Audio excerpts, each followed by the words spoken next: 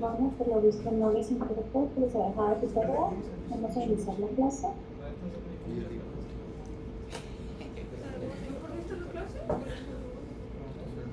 No, que vamos por la clase. Ah, ya. Hola, buenos días. ¿Quién me escucha? Eh, Hola, ¿qué tal? Buenos días. Yo soy el doctor César Octavio José Muñoz, R3 del Servicio de Imagenología, Diagnóstica y Terapéutica del Hospital General de Zona número 3, aquí en Aguascalientes. Y el tema de hoy corresponde a las tendinopatías isquiotibiales del glúteo medio, espiriforme y desgarro del labrum acetabular. Vamos a comenzar con lo que es la tendinitis del glúteo medio. Más que nada es una distensión muscular del glúteo medio y del glúteo menor y van a ser conocidas como un tipo calambre muscular. Estos ya pueden ser más bien de una lesión indirecta, ya que puede ser de un uso excesivo, microtrauma repetitivo, fuerza excesiva o estiramiento de las propias de las fibras, y también puede ser conocido como el síndrome de Trochanter mayor, que puede incluir a las bursas mismas. Nada más un repaso rápido de la anatomía. Como ya hemos visto antes, pues los músculos del glúteo medio y menor se van a originar a nivel de la cara glútea del ilion y se van a insertar en el trocánter mayor del fémur. Estos van a tener una función de la abducción del muslo y rotación interna del muslo, haciéndola más estable. Dentro del trocánter mayor hay 4 facetas. La faceta posterior, que va a ocupar pues literal el aspecto posterior del trocánter mayor, y esta va a estar cubierta por la bursa trocantérica, que si se fijan es la del mayor tamaño, así como también tenemos la faceta anterior, donde se va a insertar el glúteo medio, la faceta lateral, donde se inserta el glúteo medio, la faceta anterior del glúteo menor, perdón, y la faceta lateral y medial va a ser del glúteo medio. Tenemos 3 bursas principalmente. La que ya ve que va a estar la bursa trocantérica, que va a ser la más grande y va a cubrir la faceta posterior, y esta va a ser más profunda al glúteo mayor y al tracto iliotibial.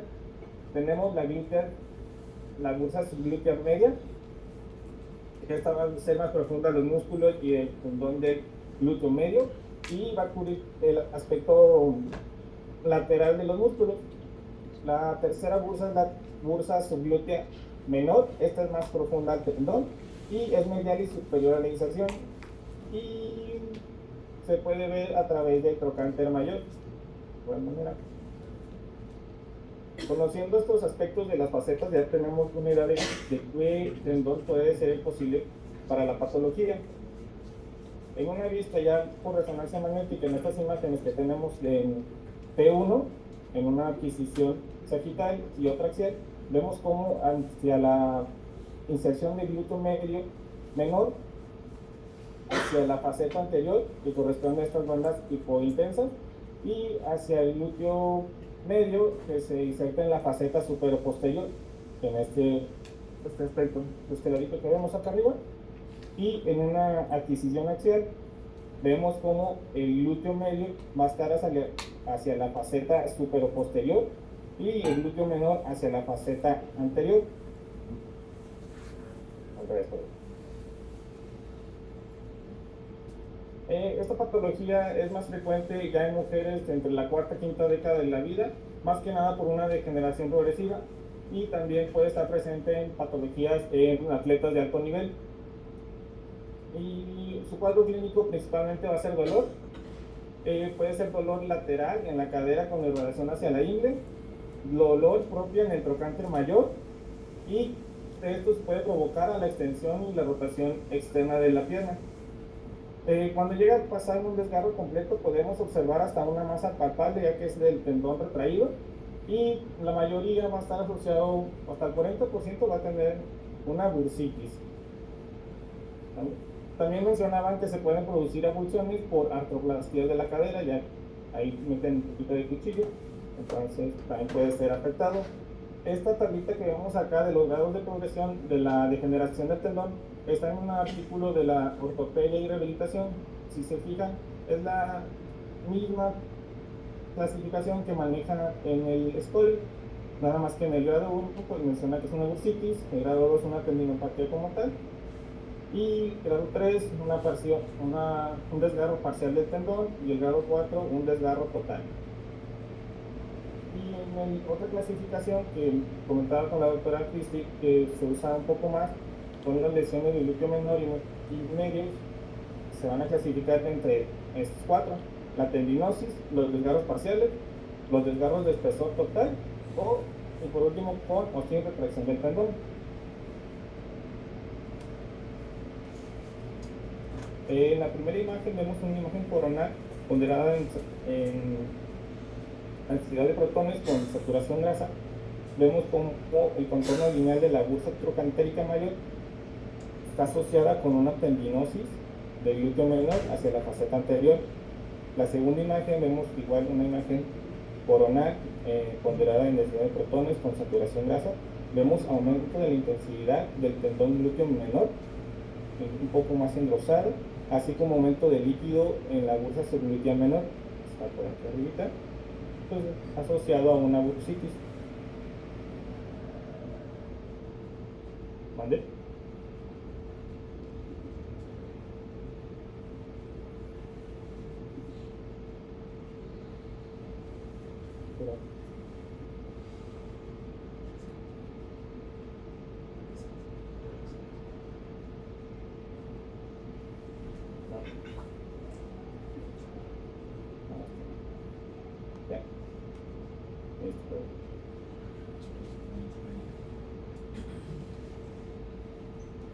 En estas imágenes tenemos ponderadas en densidad de protones en una adquisición sagital y en otra coronal.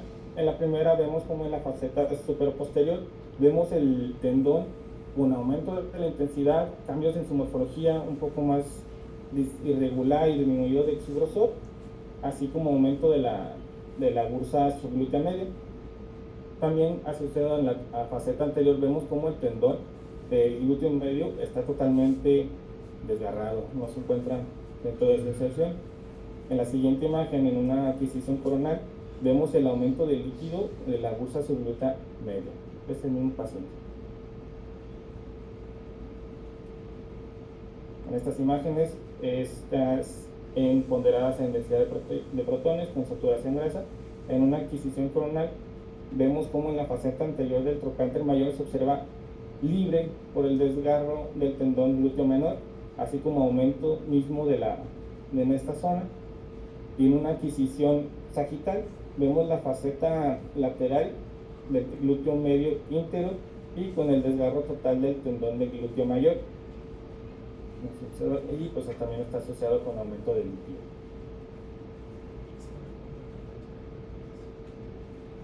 Ya por último, en esta adquisición coronal ponderada en densidad de protones con saturación grasa, vemos el desgarro total del tendón del glúteo menor. Vemos cómo está la fibra totalmente desgarrada y vemos el cabo proximal separado, así como aumento del líquido en la bursa subglútea.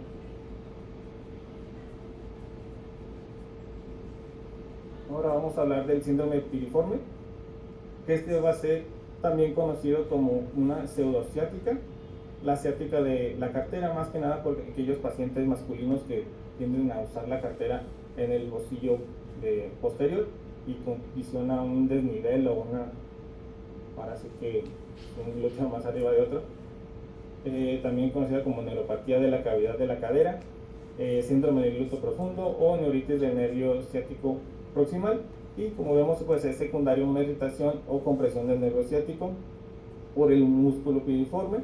Comúnmente, pues si se fijan, está entre los 18 y 55 años, pero es principalmente pacientes masculinos en una relación de 6 a 1. Y en este síndrome está causado, pues el 6% de estos casos de ciática o pacientes que presentan dolor ciático son causados por este síndrome. Clínicamente, pues presentan un dolor crónico en los glúteos que se va a irradiar hacia la extremidad inferior y puede simular una radiculopatía de L5, S1, por eso puede también estar como subdiagnosticado. Y se va a desencadenar o se va a exacerbar con una aducción y rotación interna de la cadera y pues mencionaba que también puede tener una sensibilidad al tacto rectal o una palpación externa. El músculo piriforme pues se origina en la cara anterior del hueso sacro, entre los forámenes anteriores del segundo al cuarto, además que pasan el ligamento sacrociático mayor. Este sale de la pelvis por el agujero sacrociático mayor y se dirige hacia abajo por debajo del músculo glúteo, insertándose en el borde superior del trocánter mayor. Para esto tenemos ciertos signos durante la clínica, el primero de ellos, como está representado en esta imagen, es el síndrome de Friedel, que va a ser un dolor provocado cuando tenemos en posición en el cúbito prono, a hacer una flexión pasiva de la cadera y una rotación externa. El dolor pues es muy localizado hacia el nivel del músculo piriforme. El segundo signo es el signo de Peace, que va a ser un dolor provocado por la aducción resistida y la rotación externa, pidiéndole al paciente que haga fuerza hacia la abducción y nosotros poniendo resistencia. Otro signo que es el signo de Bonnet, que es la flexión de la cadera más una flexión de rodilla en 90 grados y la abducción y rotación interna misma de la cadera. Esto igual provocando dolor a nivel del músculo piriforme. Podemos encontrar algunos hallazgos propios clínicos, como puede ser una hipertrofia del músculo piriforme. Como ya he comentado, puede ocurrir como una asimetría. Puede haber un músculo accesorio, puede haber la compresión del nervio ciático, hasta una masa que cause, o puede ser otra patología como una masa que cause la compresión del nervio, proyectándose o empujando, desplazando el músculo piriforme y causando este síndrome. Y puede estar el músculo dividido, que va a también causar la compresión y propia inflamación del músculo. Ya por resonancia pues vemos una hipertrofia en la fosa y el borramiento de la grasa del agujero ciático mayor, y va a mostrar una pérdida de estrias musculares y un defecto de masa, que condiciona un desplazamiento de anterior a posterior. Igualmente, en una ponderación T2 podemos ver edema muscular, que es ya una zona más hiperintensa. En esta imagen es un corte coronal ponderada en T1. Vemos como una asimetría del músculo piriforme en comparación con el del izquierdo, mayor tamaño en comparación con el derecho. Así con algunas fibras accesorias que siguen comprimiendo el canal del nervio ciático, nos van a condicionar este síndrome. Otro ejemplo, en esta primera imagen, que es una adquisición axial ponderada en T2 con FATSAT, vemos como hay un músculo accesorio, o si lo comparamos, vemos que hay una simetría, vemos como el músculo accesorio derecho, el cual va a cruzar sobre el foramen sacral, por lo que el nervio del foramen del F2 va a pasar justo en medio del músculo accesorio y músculo propio conectivo del músculo piriforme, causando una discreta compresión, pero en este caso no va a presentar ningún cambio por edema. La siguiente imagen, en una adquisición axial ponderada en T1, vemos el trayecto del músculo accesorio y propio del músculo piriforme, y su nervio que va pasando justo en medio. Era una pacientita de 39 años que presentaba solamente dolor recurrente, y por eso no presenta tantos cambios como edematosos propios del nervio. Ahora hablamos de la tendinosis de los isquiales. Esta, pues, su nombre lo dice, son lesiones de los músculos del semimembranoso, el semitendinoso y el bíceps femoral. Esto va a ser ocasionado durante una hiperflexión de la cadera y una extensión de la rodilla. Esto más que nada igual por un microtrauma crónico que va a ser repetitivo y llega a ser principalmente en atletas jóvenes que requieran durante su trabajo una explosividad de velocidad, y llega siendo más frecuente en hombres que en mujeres. También existe debilitamiento intrínseco, ya sea por algunas enfermedades sistémicas como la gota, la diabetes mellitus, el hiperparatiroidismo y enfermedades vasculares del colágeno.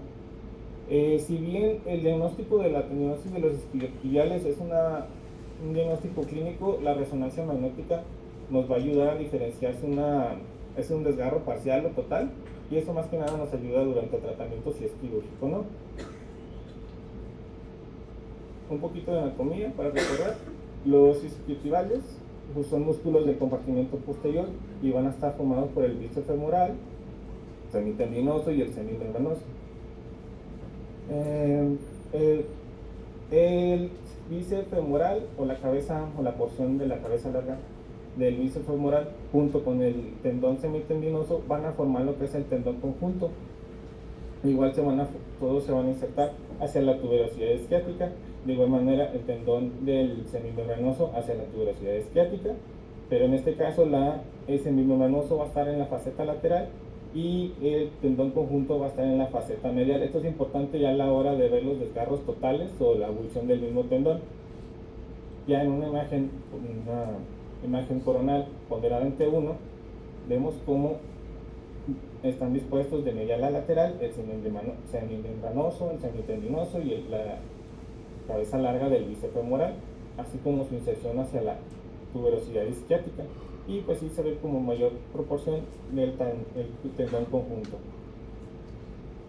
Para hablar de esta patología hay que conocer propiamente su tendón, que pues el tendón libre que va a estar unido hacia la tuberosidad isquiática no va a tener ninguna fibra muscular a él. Ya más proximal al músculo tenemos la unión musculotendinosa, y ya la porción que está dentro del músculo van a estar todas las fibras musculares unidas a él, que conocemos como el tendón y ya intramuscular. Esto es importante para ver el tipo de patología o el tipo de su inflamación. En esta imagen, en un corte axial ponderado en T1, vemos cómo la conexión aponeúrtica del ligamento sacrotuberoso se une está entre el ligamento, se une hacia los tendones igual del tendón conjunto y del semimembranoso. Y pues en esta imagen vemos más que nada cómo vemos que el tendón semimembranoso va a estar más lateral y anterior, y el tendón conjunto va a estar medial e inferior. Clínicamente, de igual manera va a presentar dolor, más que nada en glúteos, y alguna sensibilidad muy puntual dentro de este músculo. Llega a presentar dolor y rigidez cuando presentan movimiento de patada hacia adelante, que estén corriendo, una sensación de tirón inminente del mismo músculo, o pueden presentar una equimosis o un nudo palpable. Y la clasificación va a estar basada en la gravedad de la lesión. Tenemos 3 grados. El grado 1 solamente van a ser unas pequeñas alteraciones de la unión musculotendinosa.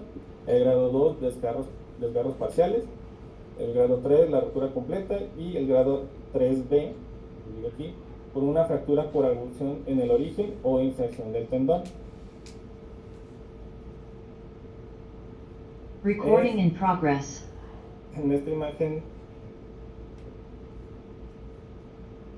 en una adquisición coronal ponderada en STIR, vemos como el aumento de la intensidad a lo largo de la unión miotendinosa de la cabeza larga del bíceps femoral izquierdo, que corresponde a un grado 1.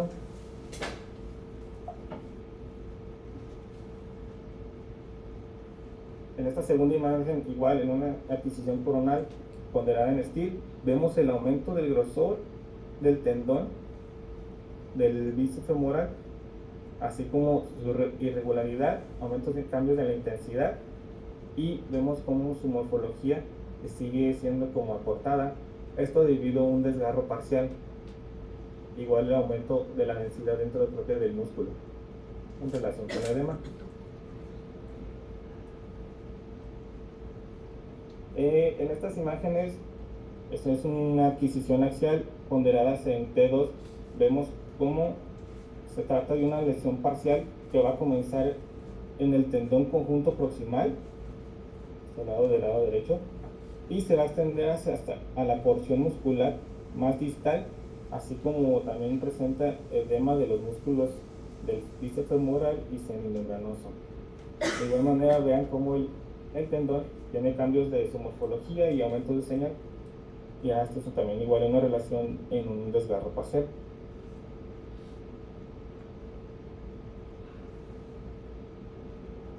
Hay que recordar que para una ruptura total, ya con estas bases de anatomía que tenemos, primero determinar el punto que representa el centro o la abulsión del origen del tendón, que son la tuberosidad isquiática. De ahí vamos a tomar en cuenta la medida, ahora sí que para medir la distancia del cabo proximal, pues en caso de una ruptura total. En este caso fue del tendón conjunto. Vean cómo el tendón está retraído, hay aumento de grosor, cambios de morfología y aumento de la intensidad propia del músculo y del tendón.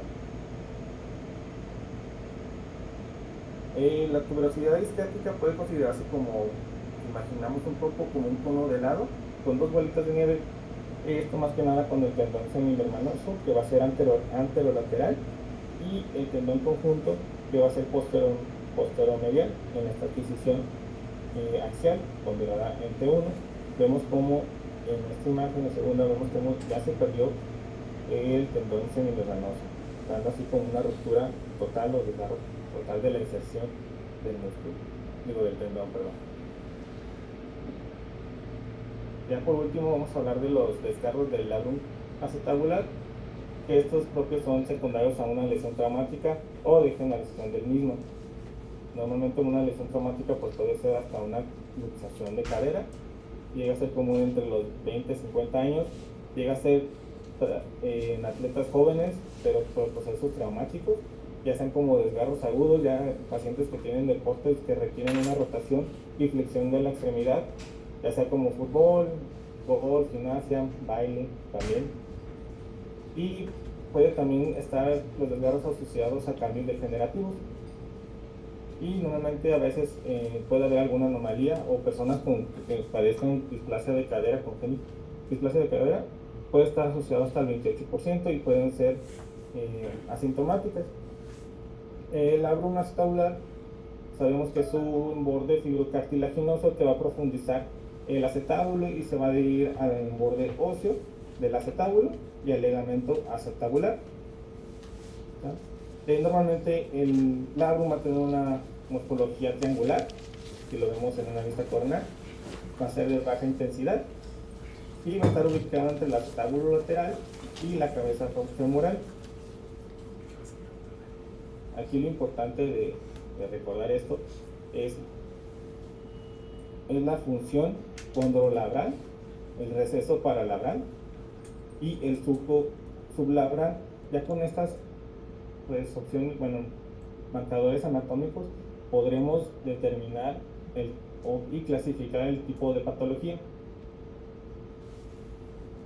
Clínicamente igual van a presentar dolor, propiamente de la cadera, va a haber una disminución del rango de movimiento, puede haber chasquidos, que es como lo común en esto, y algunos bloqueos, y presentan un dolor agudo mientras el paciente presente pivoteo o alguna torsión. Clínicamente en un desgarro anterior va a presentar chasquidos a la manipulación de la cadera, y en un desgarro posterior va a tener dolor a la flexión completa y a la aducción, también igual a la rotación interna y extensión, abducción y rotación externa. Entonces un desgarro pues tiene más sintomatología. Ya para esto podemos con una terminología describir las condiciones patológicas, y así con estas que voy a hablar un poquito vamos a poder clasificarlas o hablar muy bien del desgarro. La primera de ellas, vamos a ver imágenes en densidad de protones en un corte coronal. La primera de ellas va a ser la degeneración, que va a ser el aumento de la señal intrasustancia sin que llegue a salir a la superficie. En este caso se ve un poco chiquito, pero si se fijan nunca tiene interrupción de las superficies. El desgarro de la sustancia, que es un aumento de la intensidad de señal intrasustancia que se va a extender hacia la cápsula o la superficie articular del labrum. Aquí en este caso vemos cómo sí se llega a extender y tiene pérdida de la continuidad de la superficie, sin ser completa, nuevamente. El desgarro con desprendimiento parcial es igual un aumento de la señal del ancho parcial que se va a extender de la base del labrum y el borde acetabular entre la unión condrolabral o osteolabral, ¿vale? Pero esto se llega a extender hasta acá, como en el esquema. El desgarro con desprendimiento completo, este va a haber un aumento de la intensidad de señal entre el labrum y el borde acetabular, que se va a extender a lo largo y total del ancho de la base del labrum. Como en este caso vemos como el espacio está completamente ocupado por líquido y el labrum totalmente separado. Igual el receso paralabral, entre menos lo veamos, pues nos habla más de patología de que tuvo un desgarro. Ya por último, el desgarro complejo, que igual es, pues, son múltiples líneas de desgarro que son multidireccionales y se extienden desde las superficies profundas y capsulares y también llegan a disminuir el espacio paralabral. Para esto podemos clasificarlo dependiendo de su estado. Se llama clasificación de Cerny. Tenemos 4 estadios. El estadio 0, normalmente que es un labrum normal, nos habla que tiene forma triangular, que tiene baja intensidad y es homogéneo, y el receso paralabral pues se encuentra respetable y visible. En el estadio 1A vemos un aumento de la intensidad que no se extiende más allá del margen del labrum, sigue teniendo su morfología triangular y el receso todavía es visible. En el estadio 2 pues tenemos las mismas características que el estadio 1A, pero ya el labrum ya presenta deformidad o adelgazamiento y igual el receso ya deja de ser visible.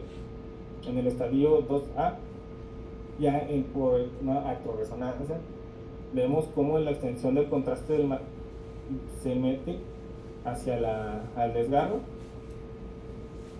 Todavía el receso paralabral sigue siendo visible. En el estadio 2A, el labrum ya está deformado o adelgazado y el receso ya deja de ser visible. En el estadio 3A hay un desgarro del labrum, pero sigue conservando su morfología y pues el receso sigue siendo visible. Y en el estadio 3B ya pues todas las mismas características, pero el labrum ya sigue estando deformado o adelgazado y el receso no es visible. Ya por último, unos ejemplos. En esta artrografía por resonancia magnética, en una adquisición axial oblicua con ponderación P1 con saturación grasa, vemos como hay aumento de la intensidad con pérdida de la superficie, pero sin presentar un desprendimiento, lo que consiste en un desgarro parcial del labrum, conservando todavía su morfología, y pues, clasificaría como un estadio 2A de Cerny. En esta otra artrografía, igual en una adquisición coronal, axial, oblicua, ponderadamente 1 con saturación grasa, vemos como ya el labrum tiene aumento de la intensidad, ya tiene un poco, pues ya pérdida de masa o adelgazamiento o pérdida de su morfología, y el receso paralabral ya no es observable y lo podemos clasificar como un desgarro del labrum estadio 2B de Cerny. Y ya por último vemos esta imagen en una mastografía en una adquisición axial oblicua ponderadamente 1 con saturación grasa. Vemos el desgarro completo del labrum con una expansión de la línea de la unión osteolabral. Ya el labrum ya tiene pérdida de la morfología, está adelgazado y el receso paralabral igualmente se encuentra ocupado y lo podemos clasificar como un Cerny 3B. Y pues de mi parte ya sería todo, no sé si tengan alguna duda.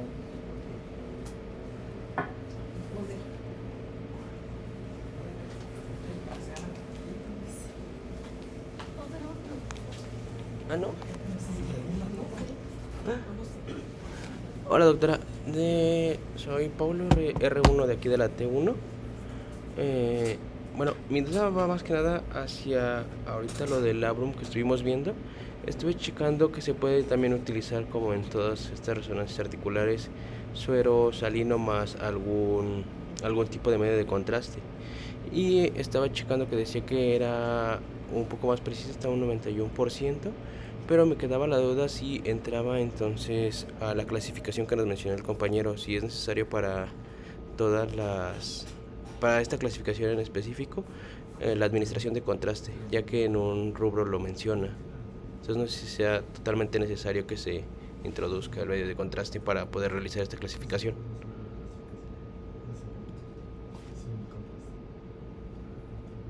Hola. No. Obviamente, en una prueba de cadera, la sensibilidad diagnóstica será mucho mayor para la detección de los desgarros del labrum, pero lo puedes ver en una resonancia simple. Recordemos que casi siempre cuando tenemos alguna afección, la que sea, en este caso una lesión del labrum, vamos a tener un poquito de incremento de líquido articular que nos va a permitir identificar el sitio de desgarro. Se puede ver en una resonancia simple, se puede clasificar, no es necesario que contrastes, pero el contraste sí te ayuda, o sea, te va a hacer más evidente los hallazgos.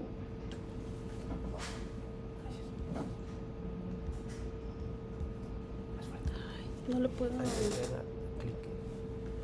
Gracias, doctora. Doctora, también residente de la T1, tengo otra duda.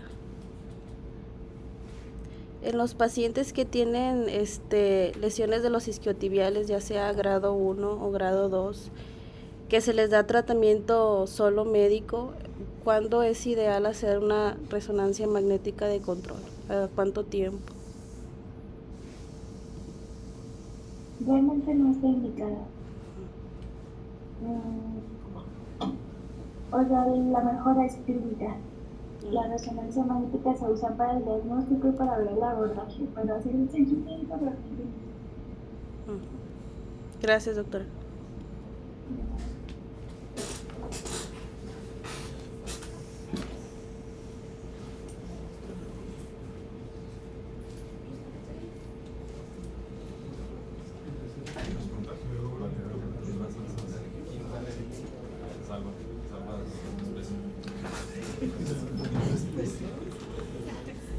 Hola doctora, buenos días. Soy R3 de la T1 para hacerle una pregunta sobre el labrum.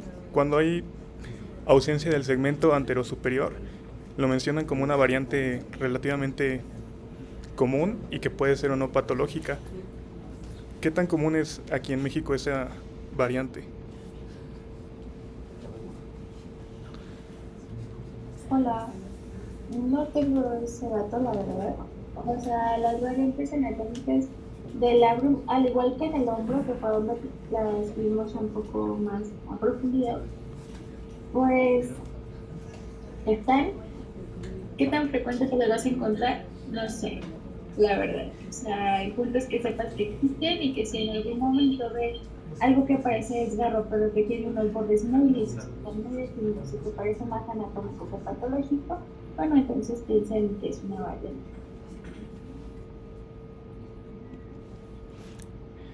Gracias doctora. Y en caso de no tener contraste, ¿llega a verse hiperintenso en una secuencia T1 o es necesario el contraste?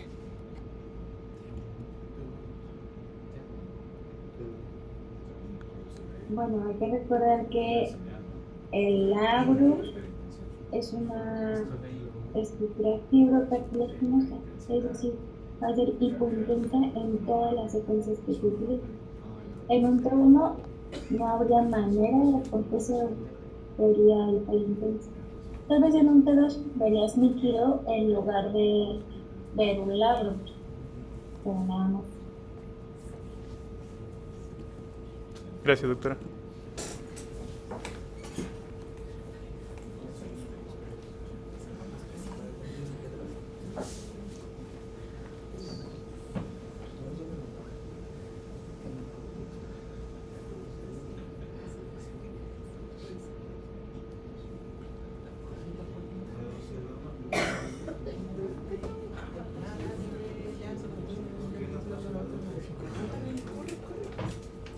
Bueno, ya vamos a terminar. Nada más, este tema es más que nada para que ustedes tomen en cuenta que el dolor de la cadera puede ser por muchas causas y muchas de ellas pueden ser musculares o tendinosas, no solo óseas o articulares. Aquí la importancia de que en sus protocolos de resonancia magnética incluyan siempre 2 secuencias con un FOC amplio. Yo en lo personal utilizo una densidad protónica con saturación grasa en coronal que abarque ambas caderas para uno, tener un comparativo y otro, ver las inserciones distales de los glúteos a nivel profantérico, de los músculos glúteos, y las inserciones proximales de los isquiotibiales, porque eso ya me da una pauta para ir a buscar hallazgos específicos en caso de que yo vea que hay algo que está hiperintenso.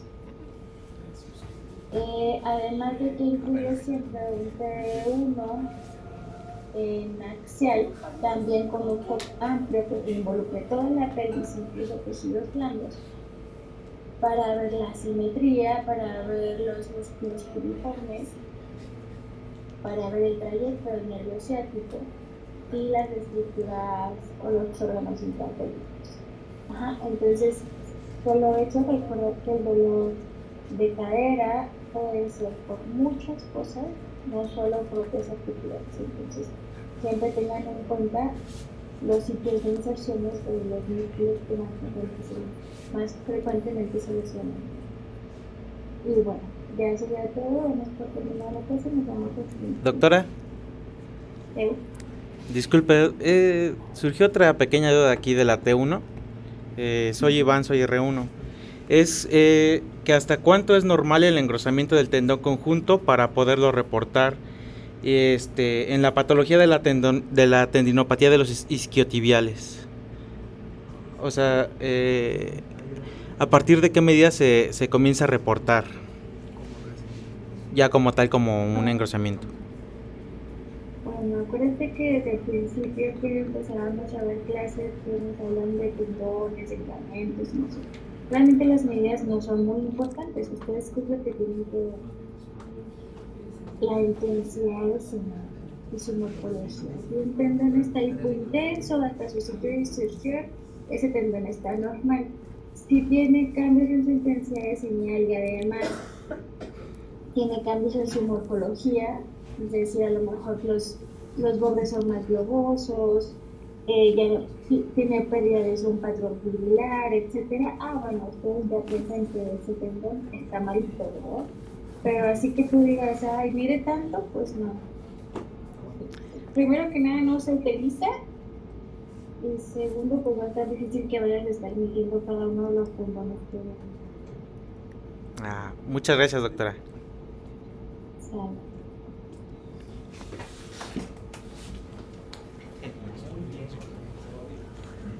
Bueno, nos vemos.